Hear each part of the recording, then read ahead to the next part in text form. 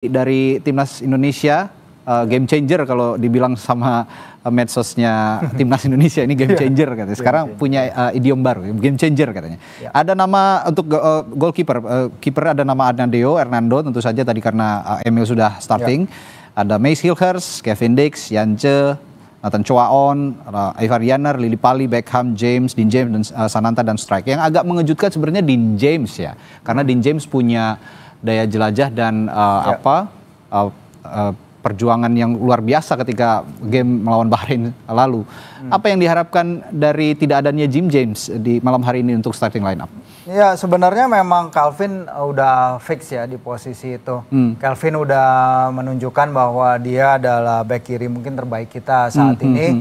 Kepemimpinannya juga terlihat di NEC Nijmegen di mana dia dalam beberapa pertandingan terakhir dipilih jadi kapten. Dan dia juga menunjukkan kegigihan luar biasa lawan Arab Saudi ya saat dia berkontribusi terhadap salah satu golnya Lino. Dan apa yang dia bisa berikan ke permainan sangat luar biasa. Dan ya Dean James ini akan jadi pelapis yang juga sama baiknya menurut saya. Tapi kalau dari beberapa kali kita menonton Eredivisie di Kompas TV ini mungkin kita akan lihat dia lebih maju ya. Jadi lebih ofensif ketimbang Calvin yang bisa bermain sebagai back tengah kiri juga. Tapi kalau Dean James emang flying winger, bahkan kadang main juga di sayap kiri ya Radia. Dan juga Yance Sayuri mempertahankan tempatnya di DSP ini juga suatu hal yang sangat menarik ya. Ahead of Shane Patinama, Shane yang memang kesulitan dapat menit bermain juga di KS Open, dan bagaimana Yance bersama kembarannya ya Jakob luar biasa sekali membawa Malut United naik ke peringkat 3 di klasemen Liga 1. Suatu hal yang sangat luar biasa, juga menunjukkan ketajamannya depan gawang dengan telah mencetak hat-trick ya di Liga 1 di musim ini. Jadi opsi menarik juga di sisi kiri, dan dengan penumpukan itu tentu saja beberapa harus keluar ya dalam hal ini Shane dan juga Pratama Arhan. Oke, saya akan bacakan kembali starting line up 11 pemain pertama untuk timnas yang akan bermain dalam 45 menit babak pertama dalam laga menghadapi Tiongkok yang sudah dirilis oleh timnas Indonesia. Laga versus Tiongkok ini akan jadi pertandingan debut bagi kiper Emil Audero Mulyadi. Selain itu ada Rizky Ridho, Jai Idses, Bang Jai, Justin Hubner, Jakob Sayuri, Calvin Verdong, Tom Haye, Joy Pelupesi, Ricky Kambuaya, Egy Maulana Fikri yang punya catatan impresif di Liga 1 tahun ini, dan Ole Romani, main Oxford United yang bermitra juga dengan Marcelino Ferdinand sebenarnya di Oxford United, yang malam hari ini juga absen sebenarnya. Ini tadi sudah kita bahas starting line up, tapi kembali saya ingin tanyakan juga untuk Beckham Putra. Menurut Anda punya kesempatan menit bermain malam hari ini? Kalau melihat komposisi yang ada dan para pemain yang ada di bangku cadangan ya, kita tadi juga dengar bagaimana Zainal Arif mengatakan bahwa karakteristik Beckham ini mirip dengan Lino juga ya. Betul, sehingga dalam bangku cadangan nggak ada yang benar-benar punya kemampuan mirip sama dia. Lily Pali tentu bagus, double figures kemarin saat membawa Borneo juara regular series ya, tapi tidak berhasil di championship series. Tapi Beckham dia juga udah menghadapi tim dari China ya musim ini di ECL 2, Zhejiang FC, walaupun Persib kalah tapi dia mencetak gol. Dan menurut saya dia punya pengalaman itu yang bisa dimanfaatkan dari bangku cadangan, karena biar bagaimanapun mayoritas dari pemainnya timnas China sekarang ini berasal dari liga domestik, Radi. Tidak ada yang berasal dari liga luar, dan 24 nama mereka itu berasal dari tim-tim yang berada di 5 besar klasemen Liga Super China. Jadi mereka memang adalah tim yang super lokal, dan kita mungkin akan melihat ya Beckham ketika kalau keadaannya memungkinkan ya bisa saja diturunkan, tapi itu tergantung game situation, tergantung skema, tergantung plan A, plan B, plan C dari sang pelatih. Oke, karena Anda sudah menyinggung liga domestik di Liga China, Liga Tiongkok begitu ya. Saya tertarik dengan sosok Wang Yudong yang disebut sebagai Lamine Yamalnya Tiongkok. Betul. Masih 18 tahun tapi sangat eksplosif, punya kecepatan tinggi, dan sering merepotkan pertahanan lawan. Terutama pemain timnas kita juga sempat direpotkan waktu bermain di China ya begitu ya, di sana. Kira-kira apa yang harus diantisipasi dari pemain yang satu ini? Ya, pertama mengetahui dulu formasi mainnya ada di mana ya, karena dia di sini memang main sebagai starter ya, nomor 11. Jadi para supporter Indonesia juga harus memperhatikan dia menemani Zhang Yuning yang notabene adalah pencetak gol terbanyak di skuad China sekarang dengan 8 gol bagi mereka. Dan Wang ini terkenal juga terkenal dengan penetrasinya, lari-larinya behind the lines, bagaimana dia bisa mengeksploitasi ruang di belakang garis pertahanan. Itu yang kita harus hati-hati juga, Radi, kalau kita bermain terlalu ofensif itu juga bisa jadi bahaya. Tapi kita juga tahu Tiongkok di sini juga dalam posisi harus menang ya. Mereka di sini dalam posisi genting juga, mereka harus mengambil 3 poin. Dan Wang Yudong ini sebenarnya bisa bermain di beberapa posisi. Dia bisa bermain di wing kiri, dia bisa bermain di wing kanan, dia bisa bermain di tengah ataupun di belakang Zhang Yuning. Jadi kita harus lihat seperti apa implementasinya di lapangan. Tapi pelatih Branko Ivankovic kayaknya akan kembali menerapkan formasi andalannya, yaitu 4-4-2 diamondnya dia yang terkenal, yang selalu sering dipakai ya. Kalau nature-nya Wang ini kan sebenarnya left winger ya, di kiri ya, sering beroperasi di sisi kiri. Berarti nanti kalau ini most likely akan berhadapan dengan Yakob sepertinya ya? Iya, dengan Yakob juga eksplosivitas. Yakob juga pasti harus waspada juga ya. Dalam duel 1 lawan 1, kalau misalnya memang Wang bermain di sisi kiri penyerangan mereka. Tusukan-tusukannya bisa berbahaya dan kita tahu apa yang bisa dia bikin ya. Walaupun kembali lagi tim China ini bukan tim yang subur di laga tandang, udah 4 pertandingan baru mencetak 2 gol dan mereka menyadari itu, tapi mereka di sini dalam posisi genting. Di sini mereka harus mencetak gol di GBK. Jadi kita akan lihat kalau Ivankovic sebelum berangkat dari Shanghai ya, dari training camp mereka, dia mengatakan oke, kita harus mencari 3 poin. Tapi dalam sepak bola itu defense tetap adalah yang utama, terutama di laga tandang. Dan kemudian setelah defense itu baru menemukan the right mixture yang tepat, keseimbangan antara bermain menyerang dan bertahan. Jadi disinilah kita akan lihat apa yang telah disiapkan timnas Tiongkok juga dalam training camp mereka. Nanti kita akan lebih lanjut bahas soal siapa-siapa pemain timnas Tiongkok yang harus diwaspadai selain Wang tadi. Saya akan sapa dulu terlebih dahulu Gelora jurnalis Kompas TV yang berada di Gelora Bung Karno, terutama berada di dalam Stadion Utama Gelora Bung Karno. Ada Yasir Nenek Ama di sana. Selamat malam Yasir. Baik. Ya, Yasir, bisa digambarkan kondisi di dalam stadion saat ini jelang pertandingan?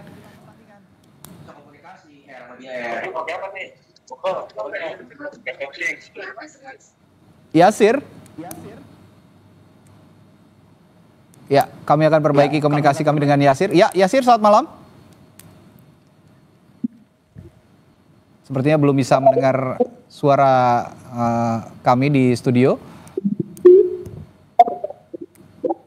Ya, oke.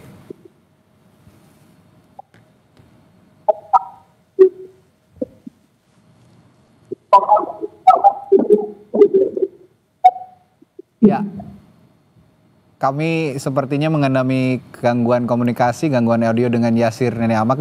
Kami akan perbaiki dulu sambungan komunikasi dengan Yasir Nenek Ama, jurnalis Kompas TV yang saat ini berada di dalam Stadion Utama Gelora Bung Karno.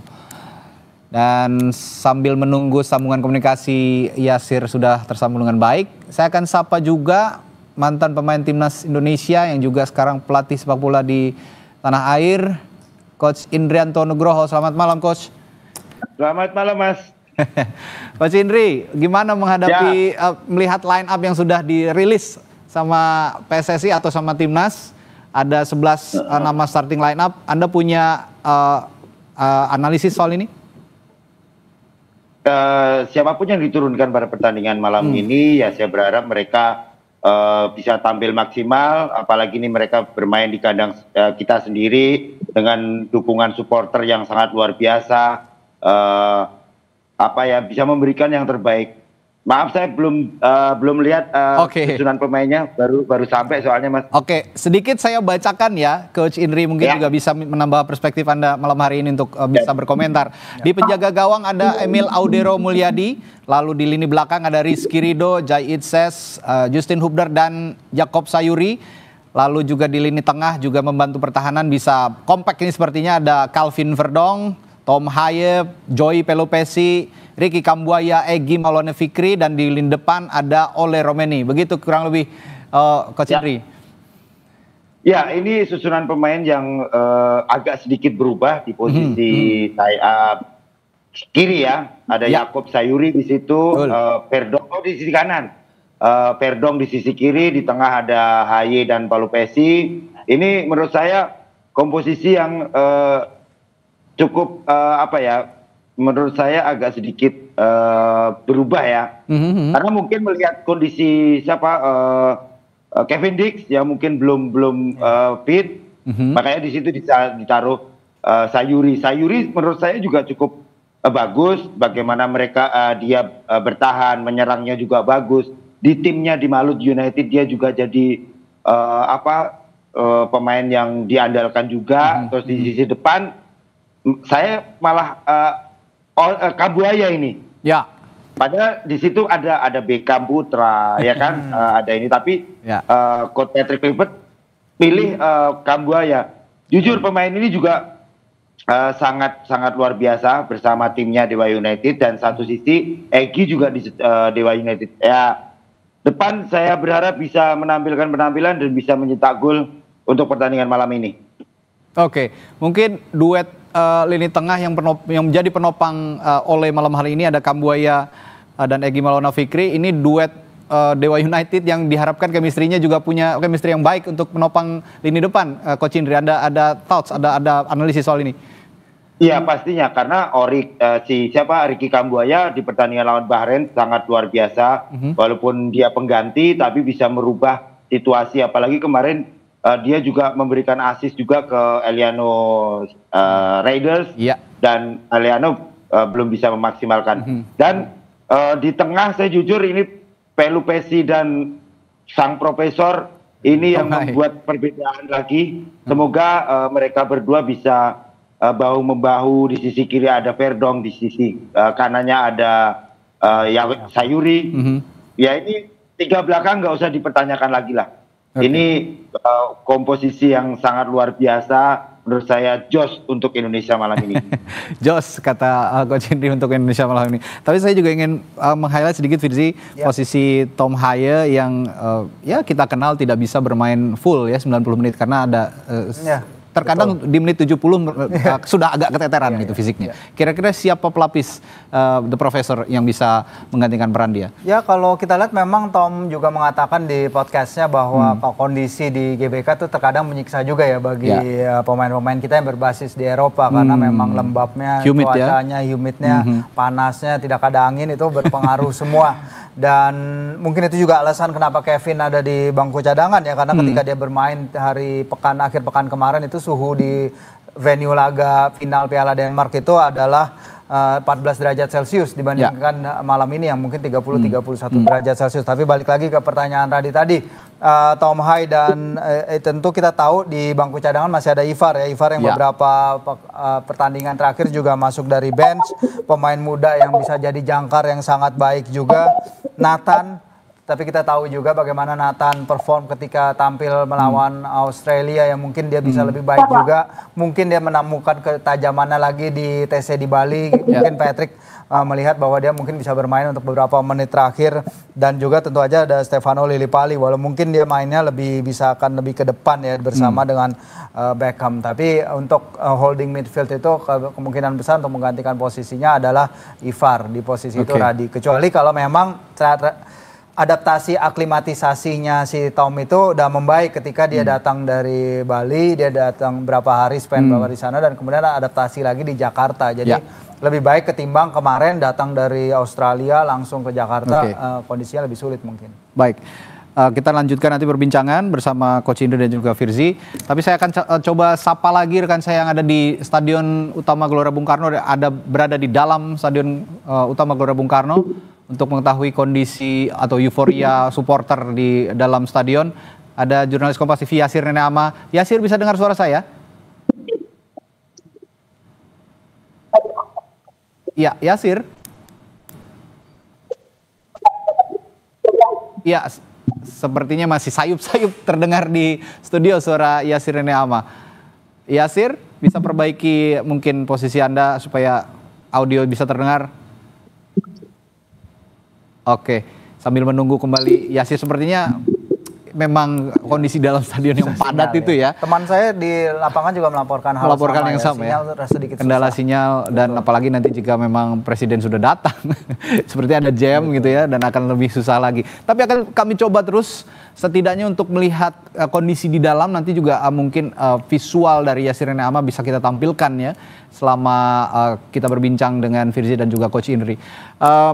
Saya tadi sudah membahas dengan Firzi, Coach Indri, bahwa ada salah satu pemain Tiongkok yang kami waspadai, namanya Wang Yudong, masih 18 tahun, punya kecepatan, punya daya jelajah yang sangat baik begitu ya, bermain di liga domestik dan punya chemistry yang cukup baik dengan teman-temannya.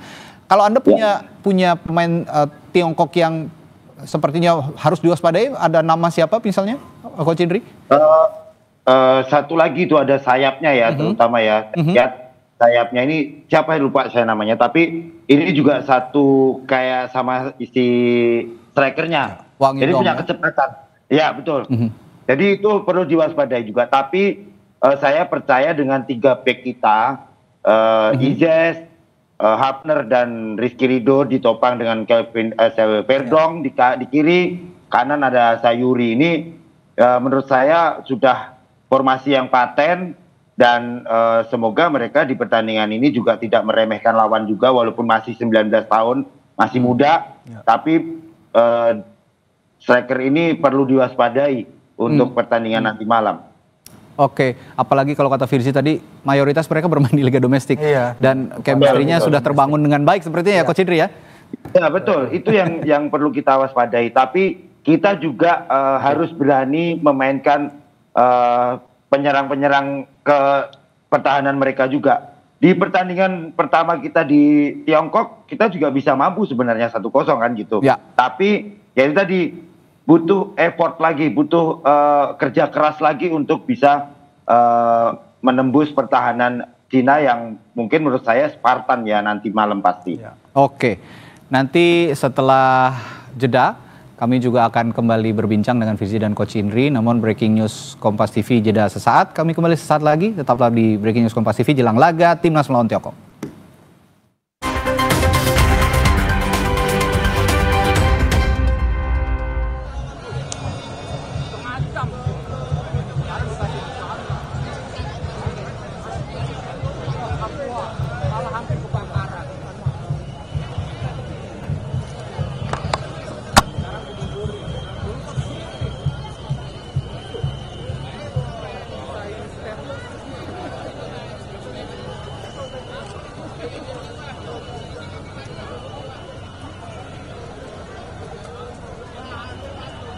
Sekarang Ultras mundur.